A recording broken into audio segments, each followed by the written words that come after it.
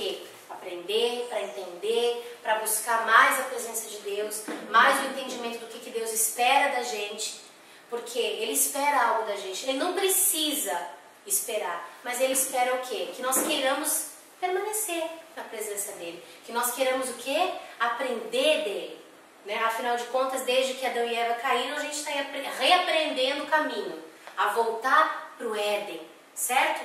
Então, olha só. Semana passada nós falamos sobre o poder da interdependência, mas falamos dos 3 processos, da infância, da adolescência e da fase adulta, como que nós nos comportamos. E hoje a gente vai entrar aonde que nós nos encontramos, em que fase. Se nós meditamos essa semana, a gente vai lembrar então onde a gente está. Senhor, eu estou ainda na fase da infância, já estou na adolescência espiritual ou já estou começando a trilhar um caminho de maturidade? Então vamos lá. Lembrando, o que é o perfil dependente? Se eu fosse fisicamente dependente, precisaria da ajuda de alguém.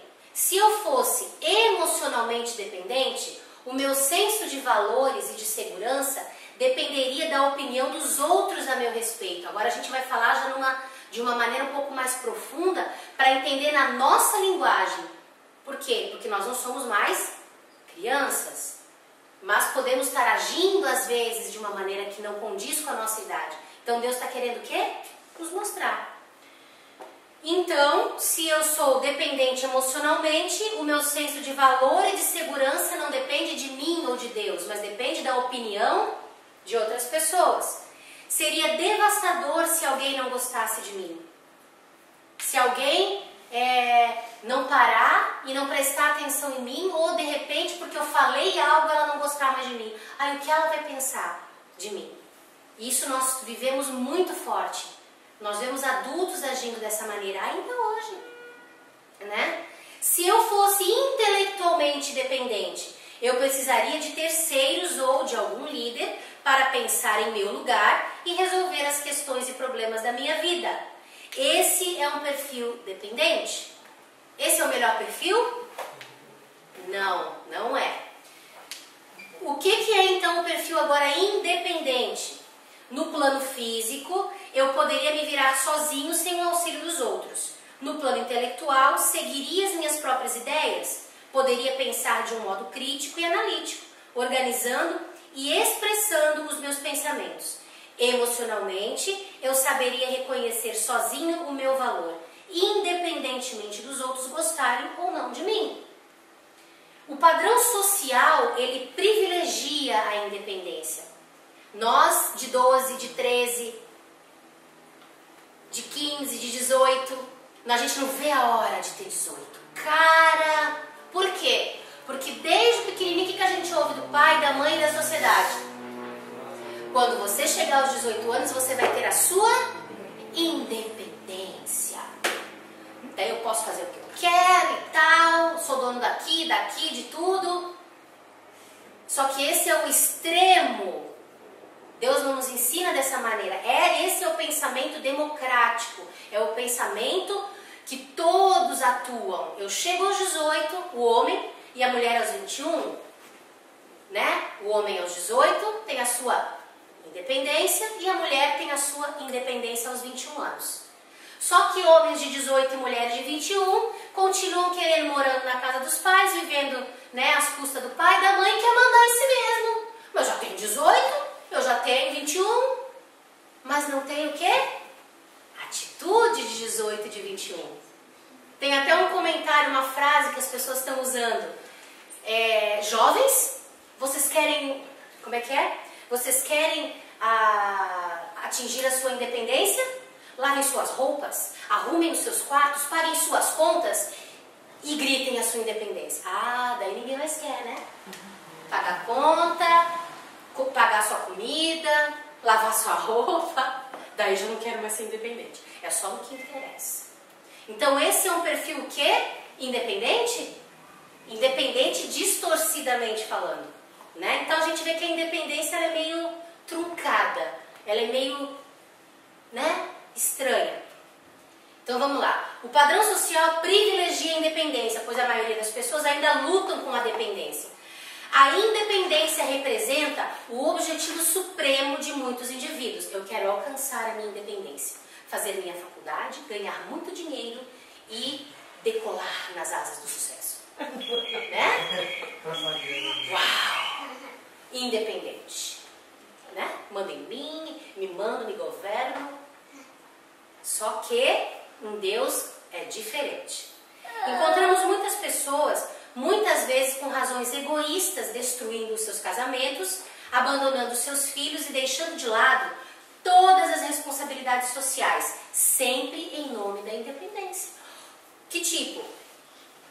O meu trabalho, a minha carreira, quantas mulheres têm deixado a televisão criar os seus filhos pelas suas carreiras? Claro que existem mulheres que precisam trabalhar. Há uma diferença. Porque às vezes é necessário. No meu caso, o meu esposo conseguiu me suprir para que eu pudesse criar e educar as minhas filhas. Mas nem sempre é assim, às vezes não dá. Às vezes tem que, correr atrás para poder o quê? Trazer sustento. Mas aí é uma outra situação. Não é porque eu quero, porque se torna mais importante a sua carreira, a sua independência, do que todo o resto do ciclo. Então, olha só, isso revela uma dependência mais profunda ainda, onde a pessoa é controlada pelas fraquezas alheias e pelas circunstâncias que escapam ao seu controle. Muitas vezes é importante mudar as circunstâncias, porém o problema da dependência é uma questão ligada à maturidade emocional, não tendo muito a ver com as circunstâncias. A verdadeira independência da personalidade nos dá o poder para agir, abandonando a posição passiva. Ela nos liberta da dependência das circunstâncias e das pessoas, o que é muito bom, mas ela ainda é insuficiente para atingirmos o objetivo maior de uma vida eficaz. Jamais atingiremos o máximo de eficácia através da independência, porém ela nos ajuda a descobrir as nossas limitações. Então a independência, ela não é o topo, como todas as pessoas têm sido ensinadas. Mas ela é o quê? Um passo para entender algo mais profundo. Então, olha só. Pessoas independentes podem ser eficazes a nível individual, mas não constituem líderes adequados ou bons elementos em uma equipe. Eles não adquiriram ainda o padrão da interdependência necessário para se conseguir êxito na vida familiar, no casamento, no ministério e no mundo profissional. A interdependência nos conecta, faz com que eu haja em prol de outro, não só em prol de mim, ou em favor do que eu quero. Então o perfil interdependente diz o quê? Se eu sou fisicamente interdependente, eu continuo mantendo a minha autoconfiança, que a dependência me dá, a capacidade, sabendo que nós dois juntos podemos fazer mais do que cada um de nós isoladamente. Então eu não quero mostrar que eu sou bom, eu entendo que eu e você juntos é melhor ainda. Eu até posso ser boa, mas junto com alguém eu vou ser melhor ainda. O perfil interdependente, isso é em Deus, tá, gente? Porque as pessoas têm usado isso no mundo também. A gente tem que entender as posições no Senhor, certo? Com princípios de Deus. Não adianta, tem muita gente usando princípios de Deus para fazer um monte de coisa errada. É princípios de Deus para fazer as coisas de Deus. Numa equipe de trabalho, você está fazendo alguma coisa de Deus? Se você é um homem e uma mulher de Deus, também você vai levar os seus princípios para o seu trabalho. Para onde quer que você esteja, em casa, no trabalho, na escola. Certo? Então, emocionalmente, eu conheço o meu valor, mas também reconheço a importância do amor, de saber dar e de receber dos outros. Intelectualmente, eu estou consciente de que preciso de novas ideias e da maneira diferente de pensar dos outros para somar a minha. Eu entendo que eu sou uma pessoa inteligente, que eu sou uma pessoa que tem uma sabedoria de Deus legal, Deus se revela para mim, eu gosto disso. Não é feio. Poxa Deus, obrigada, o Senhor me deu isso. Mas eu quero mais. Eu sei que se eu conversar com a Maria José, se eu conversar com o Felipe, com o Lucas, com o Hélio, com a Hanna, com a Ju. Eu tenho mais para aprender. Talvez não, às vezes na área de intelectualidade, mas na área emocional.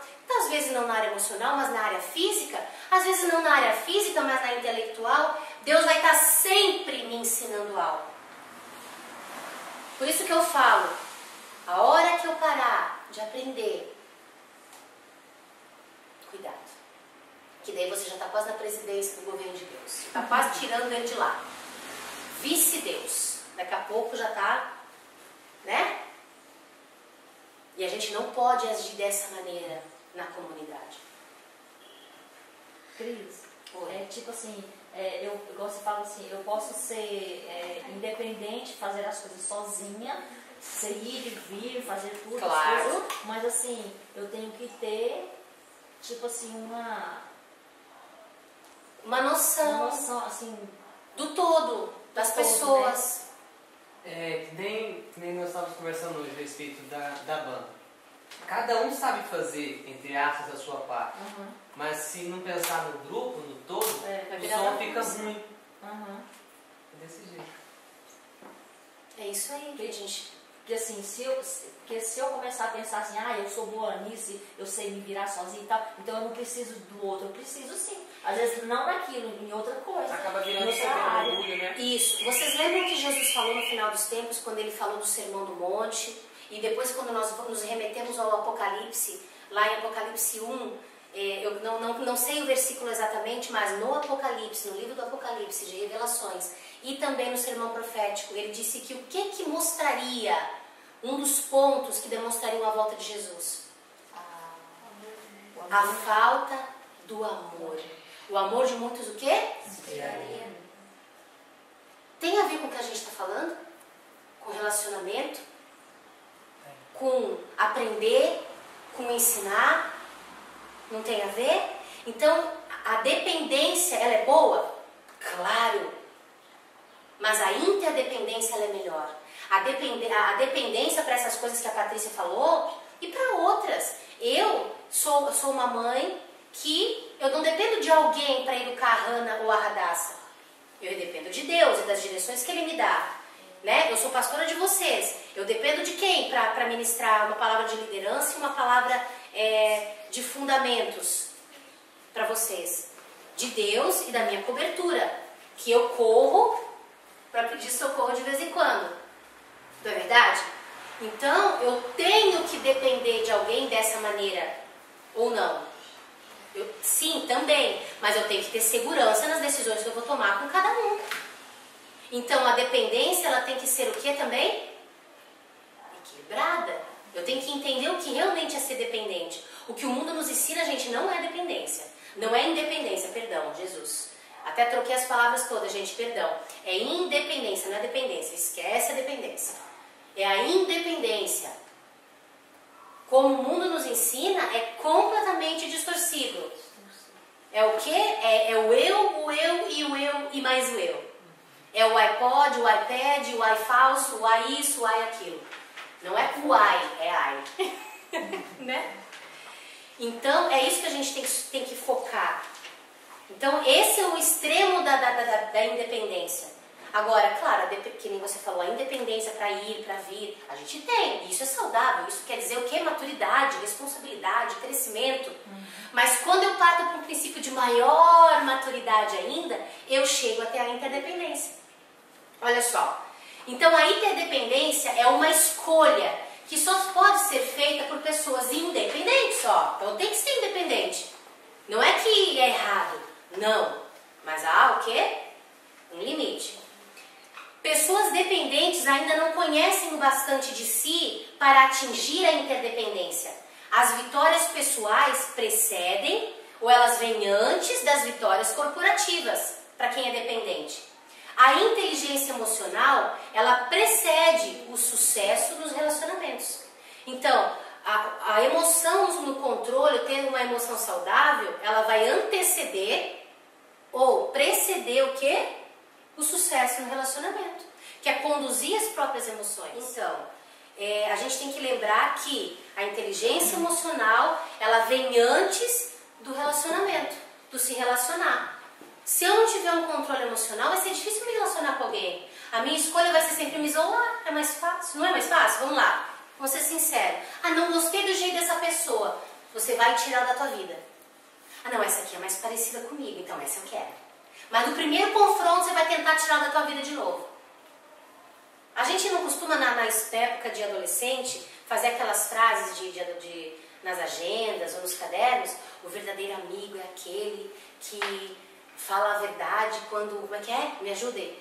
O verdadeiro amigo não é aquele que cala quando você faz algo errado, mas é aquele que te diz a verdade mesmo correndo o risco de te perder. Esse é o verdadeiro amigo, não é o que está todo mundo achando, é aquele que fala tudo que eu quero ouvir. Não é o que joga flores pelo caminho, mas sim faz espinhos. Obrigada, filha, esse aí. Essa também é conhecida. Isso é uma realidade. Não é aquele que vai estar jogando flor para você passar, é aquele que ajuda a colher os espinhos, porque tem espinhos no caminho. O verdadeiro amor do pai por um filho faz isso. Né? Essa semana eu postei no Facebook 10 passos para formar um delinquente. Então pode procurar lá na minha página. Um dos passos, faça tudo o que ele quer. Você vai estar comunicando a ele que não há limites para nada. Dê tudo o que ele precisa e o que ele também não precisa. Então tem algumas coisas, porque quando ele for adulto ele não vai saber ouvir não. Ele não vai aceitar que ele não pode ter aquilo. Ele pode cometer um assassinato, como a gente viu um monte de coisa acontecendo. Por quê? Porque ele precisa ter o controle, porque ele precisa ter aquilo. Porque o pai e a mãe não ensinaram ele a ter limites. Isso é grave, né? Começa na infância. Então, gente, olha só. Para a gente entender mais profundamente o que é interdependência, vamos mergulhar no que é o conceito de submissão. A gente viu, semana passada, o que não é submissão. Lembram? Que a gente fala que é um monte de coisa e faz e age, daí arruma desculpa para dizer que não vai ser submisso porque está errado. Então a gente já viu que não é. Agora a gente vai se aprofundar no que é. Antes de você iniciar, voltando aqui, as vitórias pessoais precedem as vitórias corporativas. Tipo assim, se eu não for emocionalmente saudável, você não vai conseguir entender se eu não isso. me der bem comigo mesmo, não me amar, também. Aí o que vai acontecer? As pessoas à minha volta, não vai ser legal o relacionamento. Você não vai ter um relacionamento legal com elas. Elas vão tentar por todo jeito ter um relacionamento legal com você, mas você não vai conseguir ter. Porque tudo que elas fizerem não vai servir para você. O problema não é as outras pessoas, é você. Nunca é os outros, é eu.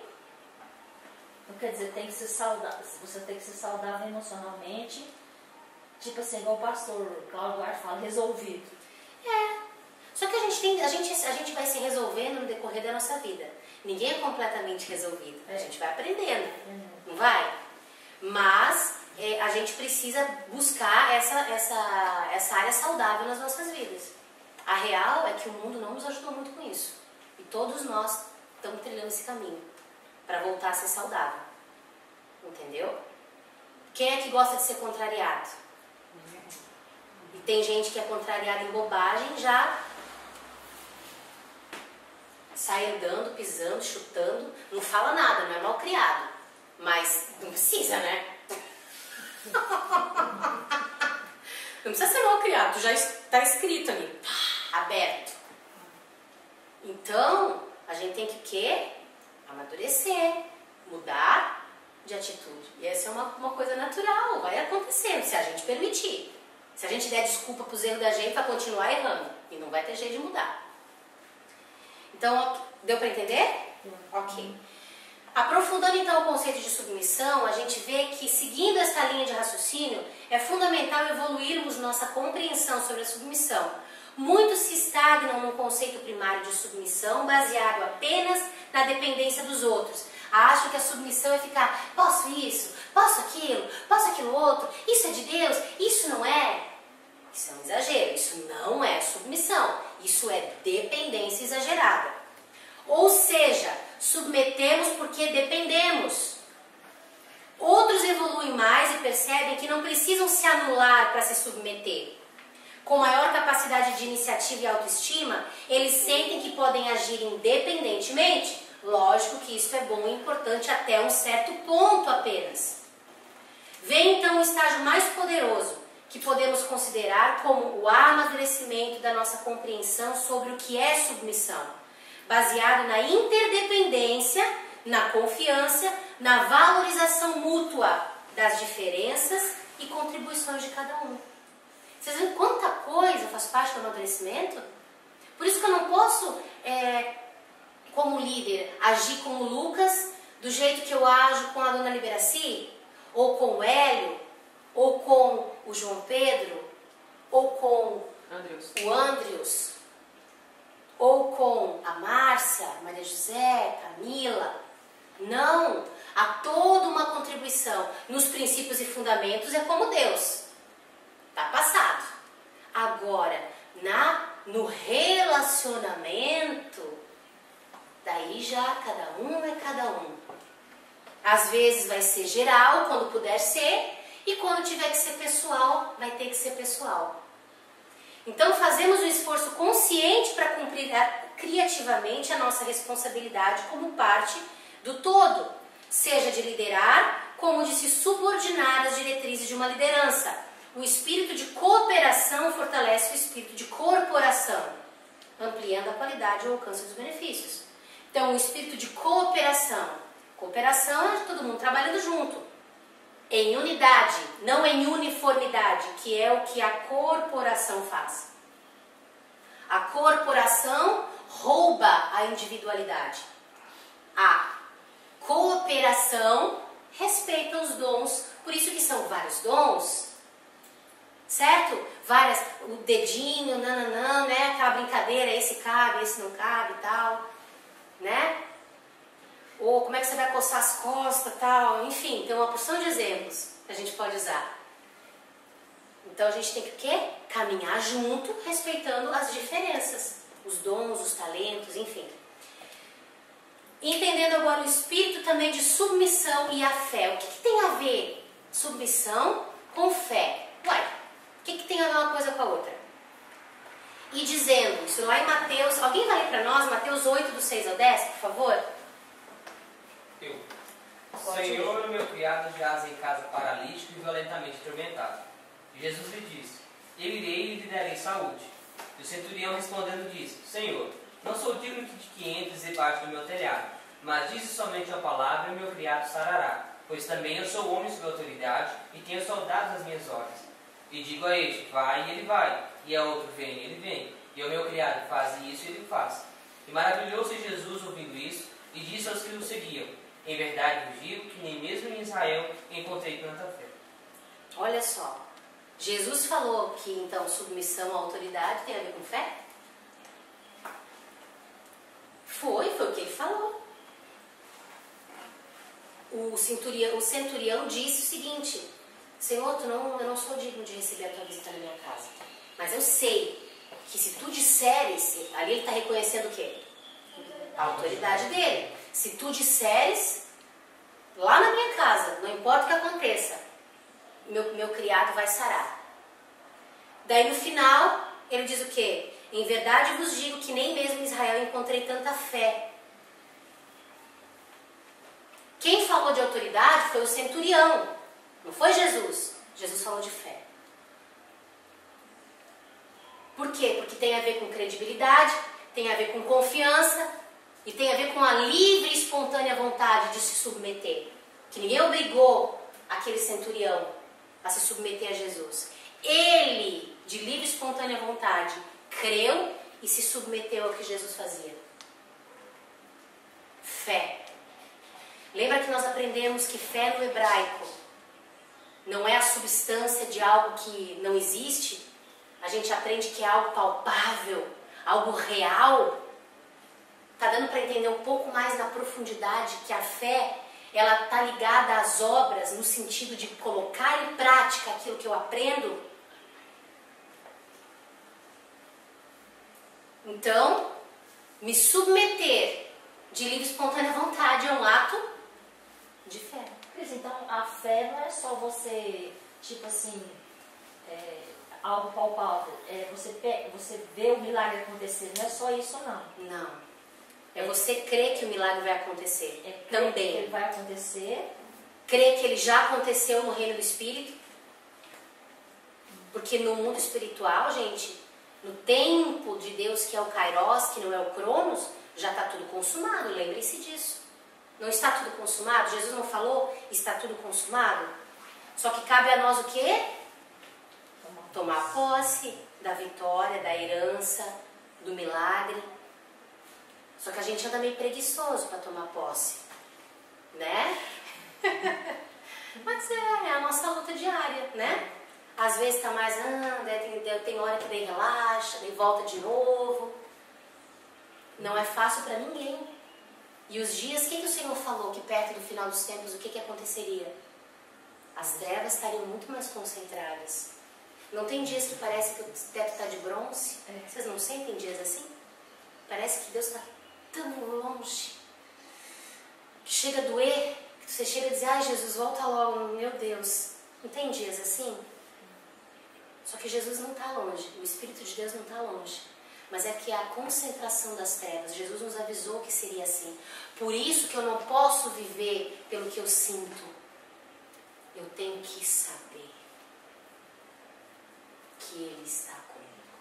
Daí eu não sinto a presença de Deus, eu não consigo mais agir, eu não consigo orar, eu não consigo guerrear. Se eu for depender do que eu sinto, das minhas emoções, porque o sentimento está nas emoções, eu vou botar tudo a perder. Porque eu sou cativo do que eu sinto. Eu não posso ser cativo do que eu sinto. Eu sei que Deus é comigo. Ele disse que estaria comigo até a consumação dos séculos. E isso me basta. Daí naquele dia que você está ruim, você sabe, porque Ele disse. Mas você não sente. Estou querendo saber se eu sinto ou não sinto. Eu sei que o meu Redentor vive. Eu sei que Ele disse que Ele vai estar comigo até a consumação dos séculos. Eu sei. E vai ser isso que vai me salvar no dia da angústia, gente. Porque quanto mais as trevas vão se multiplicando, mais pesado fica. Vocês estão entendendo por que a estratégia de Satanás é adoecer a alma e a emoção de todo ser humano na face da terra? Porque ele fica dependente da emoção. E no espírito nós não podemos ser dependentes da emoção. O meu amor não pode depender se a Patrícia fez algo para mim que me agradou ou não. Eu preciso te amar porque tu é minha irmã. E tu tem tantos defeitos quanto eu. Me ama também. Não, eu não te amo, mas eu te amo. Eu não posso deixar de amar alguém porque aquela pessoa me magoou, me aprontou uma coisa horrorosa. Então, Cris, é uma questão de, igual você falou, pode viver pelos sentimentos, não, pela emoção. Porque, tipo assim, essa semana eu passei, eu não estava conseguindo dormir e comecei a sentir mal. Não conseguia dormir. E aí eu falei assim, não vai adiantar eu ficar aqui. Eu falei, você quer saber? Eu vou lá pro quarto, para não atrapalhar ele, né? Eu falei assim, eu vou lá pro quarto, eu vou orar. Tomar uma decisão. Aí eu levantei e eu fui lá e orei um pouquinho. E parei, né? E fiquei um pouquinho lá. Aí eu voltei, deitei e dormi. Porque antes eu ficava assim, eu ficava sentindo. Eu tô sentindo, aí chamava o Hélio, já chamava ele, já fazia aquele alvoroço. Assim, é igual você falou, eu tô caminhando devagar. Às vezes eu não vejo isso, às vezes eu fico assim... Mas você tá, e você tá tendo enormes vitórias. Mas assim, às vezes eu me vejo e, assim, você falou, os dias estão bem... Não, tem dias que a gente sente, sei lá. Quer dizer, que é uma questão da decisão. Eu não preciso sentir que eu tenho que orar. Não, você tem que orar. Tipo assim, tá acontecendo alguma coisa, eu falo assim, não, você quer saber? Eu vou lhe orar agora. É isso aí. Questão de decisão. É uma questão de decisão. A nossa vida espiritual, lembra que a gente costuma falar que, a gente diz geralmente que a gente vive aqui e aqui é o natural, né? E essa é a minha vida. É o contrário, gente. O mundo espiritual é mais real que o natural. O que nós vivemos aqui é o reflexo do mundo espiritual. Não é o contrário, não. Então a gente tem que realmente Nós brasileiros, a gente é muito mais emocional do que todos, se tu for parar para pensar. Muito, nós somos muito amados, todo mundo fala. Vem pro Brasil, eles apaixonam o brasileiro. Porque o brasileiro é querido, o brasileiro é aquela coisa assim de amor, de tal, certo? Isso é bom? É. Até um certo ponto. Até o ponto que isso não atrapalha a minha visão espiritual do que é certo, do que é errado, do que é justo. Diante do Senhor, não diante dos meus olhos. Porque se eu ajo na emoção, eu não vou conseguir ser justa aos olhos de Deus. Por isso que Deus, a Bíblia fala que nós devemos o que ser juízes. Nós temos esse poder como cristãos, mas juízes de acordo com a reta justiça de Deus, que está constituída nessa palavra, nessa Bíblia. E para mim conseguir ser justa, eu não posso ser partidária. Eu preciso ser neutra, de acordo com o quê? Por isso que Jesus falou o quê? Que o meu pai, a minha mãe, o meu irmão, a minha irmã é aquele que faz a vontade do meu pai. Ai, claro que é duro. Jesus nunca disse para você ignorar, não é isso. Mas Jesus está falando para a gente entender princípios e fundamentos, senão o que vai acontecer com a gente? A gente vai esquecer. Lembra que um dos discípulos disse, Senhor, deixa eu lá enterrar meu pai, né? Daí eu volto e te sigo. Daí ele fala, deixa os mortos enterrarem os seus mortos. Não são palavras duras? Mas é o que Jesus falou, não veio nem da boca de nenhum discípulo, não. Veio da boca dele. Duro, duro, mas é isso aí. Então olha só, a fé geradora de milagres é fruto da compreensão do princípio da autoridade. Esta compreensão ou esta revelação tem como senha a submissão. Neste texto, Jesus enfatiza que existe uma ligação entre a submissão ao princípio de autoridade e a fé que opera milagres. O entendimento e a importância que este centurião dava ao princípio da submissão fez dele um gigante na fé. Um gigante na fé que nem cria, mas passou a crer. Por isso que a gente fala, por isso que Jesus fala que naquele dia nós vamos ter muitas surpresas. Submissão constrói a fé que se associa ao poder sobrenatural de Deus. Este é um princípio pelo qual o reino de Deus se manifesta e cresce. Para desfrutarmos da mesma autoridade que Jesus possui, quando Ele mesmo afirma, Mateus 28, 18, me é dada toda a autoridade nos céus e na terra. Então é necessário dar a mesma importância à submissão. E indo um pouco mais adiante, prostrou-se sobre o seu rosto orando e dizendo, meu Pai, se é possível, passe de mim este cálice. Todavia, que não seja como eu quero, mas como tu queres. E ali ele já estava sentindo o peso da opressão. Se ele pudesse escapar, ele teria feito. Ele disse, Senhor, se possível for, passa de mim, mas que não seja feita a minha vontade, mas a tua. Então, para ele ter toda a autoridade nos céus e da terra, ele teve que quê? Fazer tudo conforme o Pai ordenou. Se submeter a tudo. Precisamos, então, não apenas ser edificados em Cristo, mas quebrantados. O que é quebrantado? É moído, transformado. Temos que chorar muitas vezes. Eu não estou dizendo que aqui tem que sofrer. Não, não é isso. Mas, infelizmente, muitos de nós só aprendem em meio à dor. Enquanto a nossa vontade não for tratada pelo Espírito de Deus, nós não tocaremos o sobrenatural. Este é um paradoxo que muitos conhecem na teoria e poucos na prática. Quando nossa vontade é quebrada pela vontade de Deus, o Espírito é fortalecido, viabilizando a manifestação da verdadeira autoridade. Então a gente vê o quê? O desejo de Deus do sobrenatural. Por que nós não vemos mais o sobrenatural? Sobrenatural nos dias atuais. Porque tem faltado o quê? Submissão. Tem faltado essa compreensão. Eu não estou entendendo em que momento o centurião se submeteu. Foi quando ele disse que não precisava Jesus ir lá na casa dele. Ele entendia que o que ele dissesse era lei e ia acontecer. Nesse momento ele se submeteu. Ele não precisou de provas, ele creu. Ele teve fé. Ele não ficou, escuta, mas tu é de Deus mesmo? Não, porque eu preciso ver com os meus olhos, né? Eu quero que o Senhor vá lá, porque eu vou ver o que está acontecendo. Ele não precisou ter uma prova do milagre. Ele sabia que ele ia chegar em casa.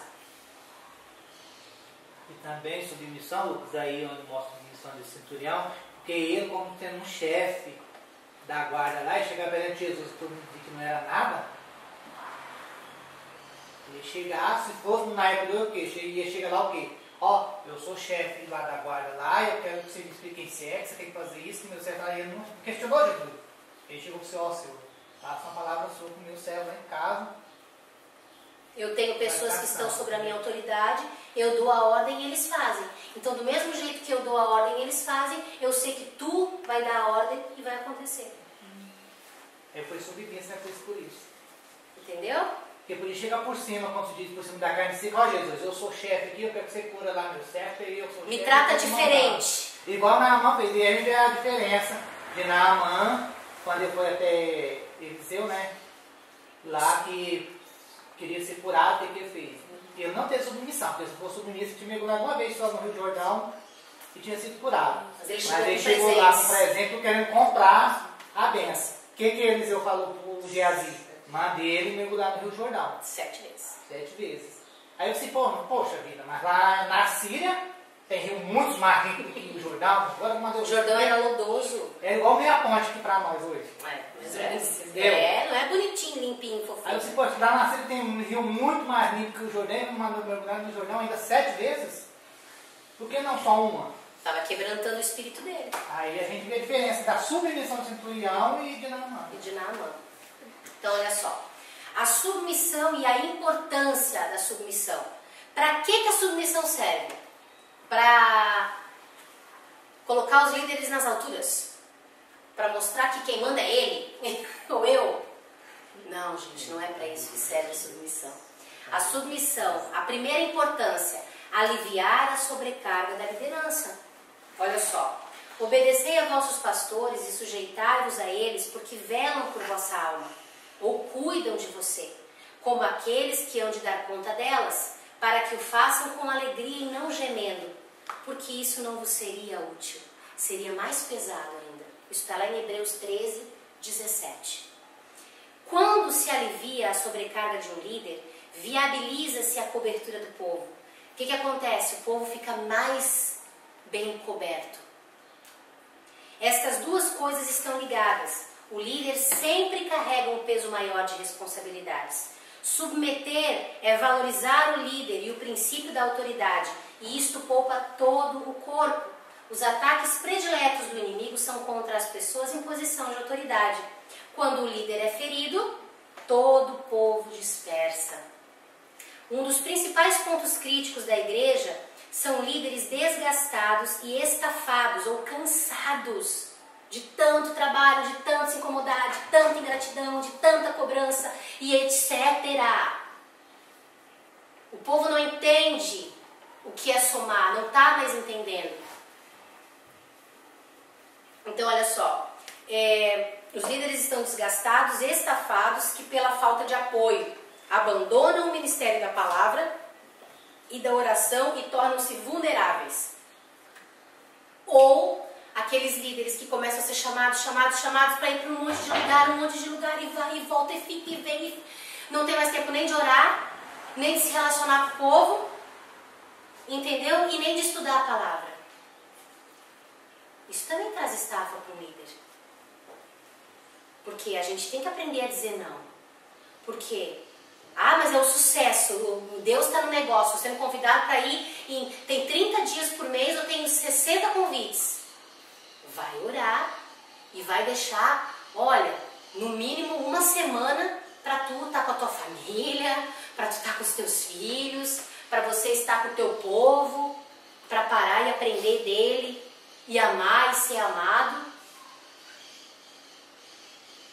Uma vez, eu gosto de citar ele porque eu aprendi muito com esse profeta. O profeta Samuel Doctoriano. É um senhor, nem sei se como que ele está hoje em dia, mas foi muito legal isso que ele disse. Ele disse que quando ele esteve na ilha de Patmos, ele fez um jejum longo, eu não lembro agora de quanto tempo. Ele teve muita revelação de Deus. Deus apareceu para ele várias vezes, assim, né? Ele não viu Deus face a face, mas assim, ele teve a manifestação de Deus na vida dele. E ele conta que ele dizia: Deus, mas eu preciso mais de ti. O que eu faço? Daí Deus dizia assim, claro, oração, jejum, palavra, tal. Mas uma coisa que não faltava na palavra de Deus para ele era: esteja com o povo. Mas eu estou com o povo, estou pregando lá em lugar, estou sempre em comunhão e falando e tal e tal. Deus dizia assim no final: esteja mais com o povo. Mas Senhor, até que um dia caiu a ficha dele. O estar mais com o povo não é estar com o povo, é ter intimidade, é se conhecer. Estar no meio do povo é fácil, porque Deus se move no meio do corpo, não num corpo que não se conhece, porque naquele dia ele falou que os que ele não conhecer não vão herdar o reino. Então é conhecer, é ter intimidade. Tratar cada um na sua individualidade. Tem que ser uma amizade, gente. Hoje em dia tá tão difícil de encontrar um amigo. Um amigo de verdade, uma pessoa que você fecha o pau, mas beleza, depois vocês vão lá, se perdoa, abraça e tá tudo bem. As pessoas têm preferido ficar nos seus rancores e sei lá. Não, vamos brigar. Vamos aprender a se entender cada um nas suas dificuldades. Vamos ser humildes para admitir os seus erros, mudar o que é necessário. Cada um. Eu tenho que mudar um monte de coisa ainda. Tu não tem, Lucas? E aí, Hélio, tu não tem também? E aí, Dona Maria José? Nós todos temos. Só que é mais fácil que, não, eu tô certo e também não quero saber de tu.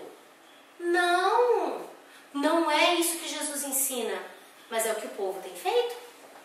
Daí vai pra igreja, fala: Senhor, irmão, tudo bem? Tudo. O cara tá mal. Né? Mal, mas tá com um sorriso na cara. Só a intimidade vai me mostrar que ele não está bem. Né, Lucas?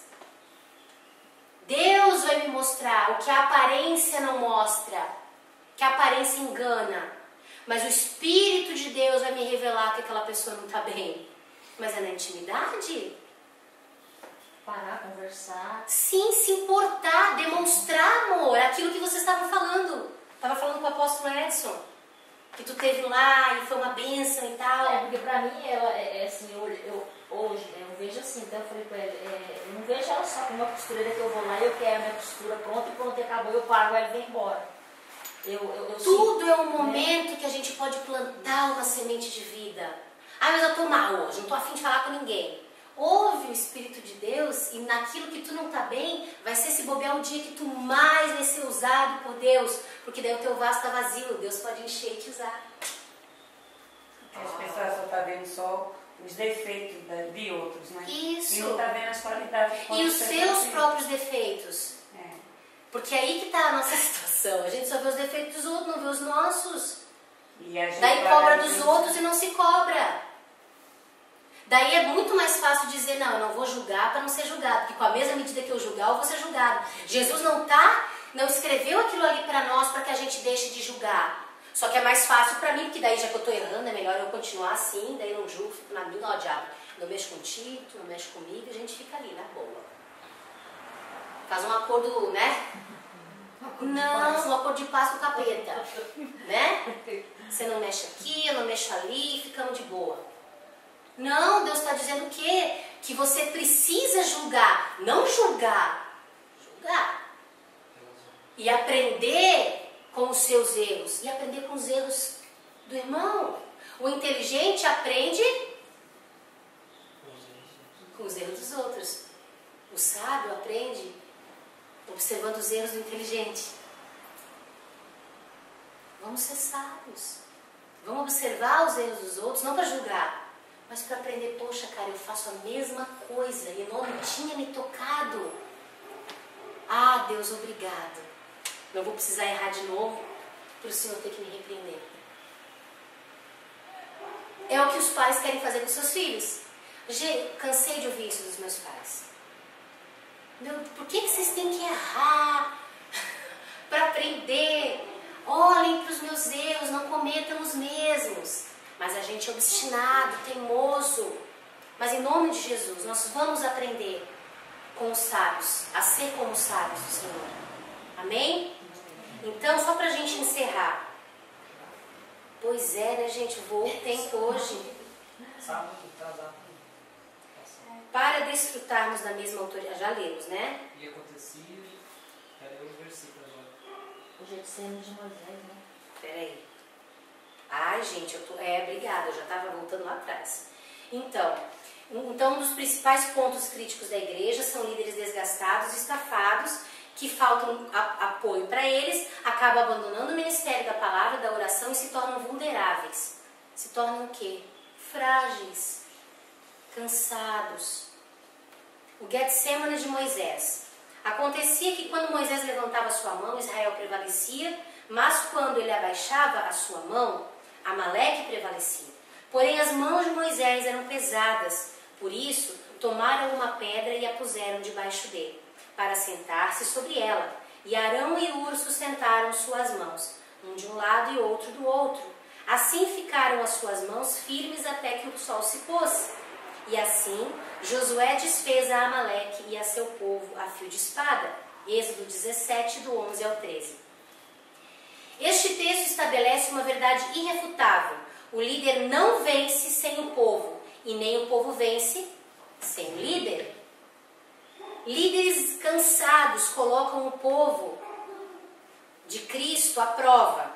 Teremos vitórias na mesma medida que apoiarmos os nossos líderes através do ministério sacerdotal e diaconal, ou seja, orando e servindo de bom coração, sem fofoca, sem rebeldia. Gente, é tão difícil espiritualmente. Daí tem que usar ainda um abençoado para se levantar e fazer fofoca. Meu Deus, sou o sangue do cordeiro. Então vai para o lugar do teu pastor. Vai pregar, vai orar, vai pagar o preço para você ver. Daí não quer. Mas se levantar para falar mal, para criticar ele, criticar suas atitudes, criticar o seu jeito de ser, criticar, não se olha, não se enxerga. Mas vive criticando. Esse, infelizmente, é o espírito do homem caído. Então, gente, pra gente, eu creio, deixa eu ver aqui, né, pra gente estar entendendo bem os princípios de Deus, o que que eu ganho. Então a gente vai ver esse mais um aqui. Eu alivio o peso, a sobrecarga da liderança, tendo um líder mais leve, mais feliz. Eu somo com ele. Não é que eu vou, como é que eu posso dizer? Carregar o peso por ele. Não, mas eu vou deixar trazer problema. Então fechou? Quando eu me submeto, quando eu entendo, no mínimo. Então, segunda coisa que é importante, a submissão para proteção. Estamos protegidos na mesma proporção que somos submissos. Submissão estabelece um manto de cobertura espiritual e proteção sobre as nossas vidas. A maneira certa de sermos guardados por Deus é permanecendo debaixo da autoridade que Deus tem estabelecido sobre nós. Leiam para mim, alguém, 1 Samuel 24, do 5 ao 7, por favor.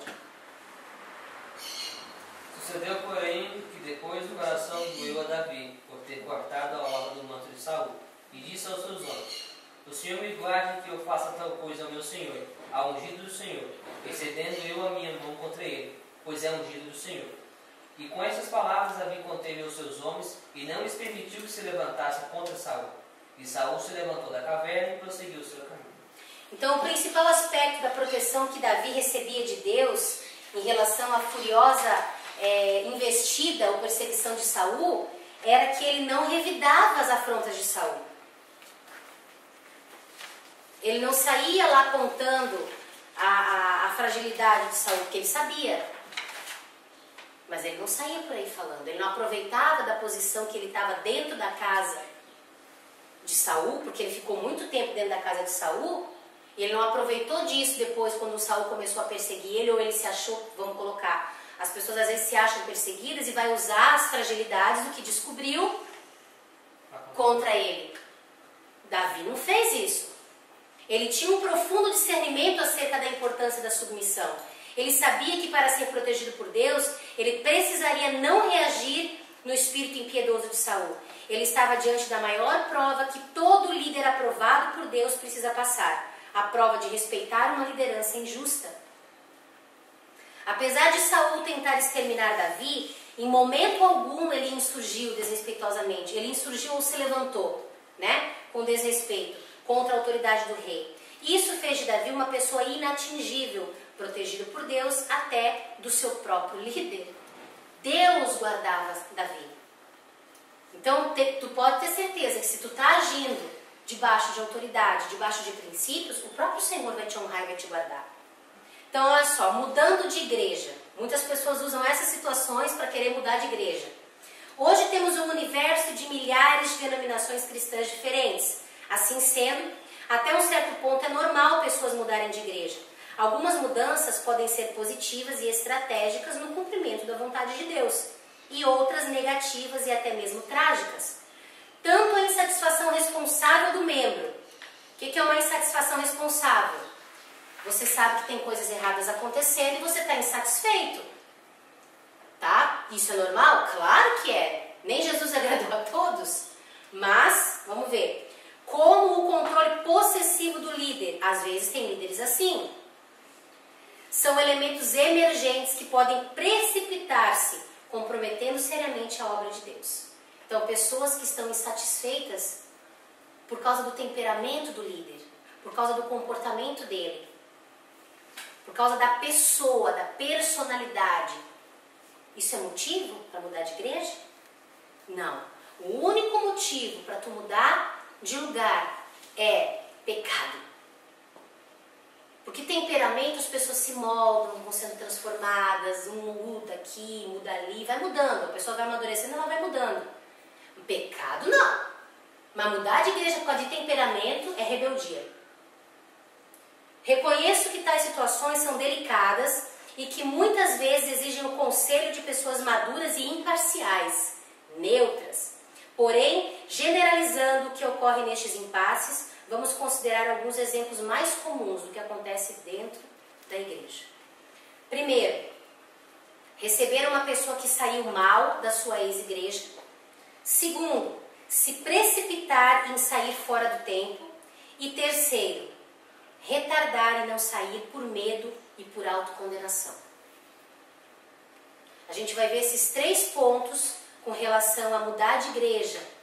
O que Deus fala pra gente sobre isso na semana que vem, tá? São pontos importantes para a gente reconhecer o tempo, a forma e o momento certo, quando for o momento de sair do lugar, ok? Gente, graça e paz, obrigada a todos, que Deus os abençoe muito, um beijo no coração, até semana que vem. Tadinha.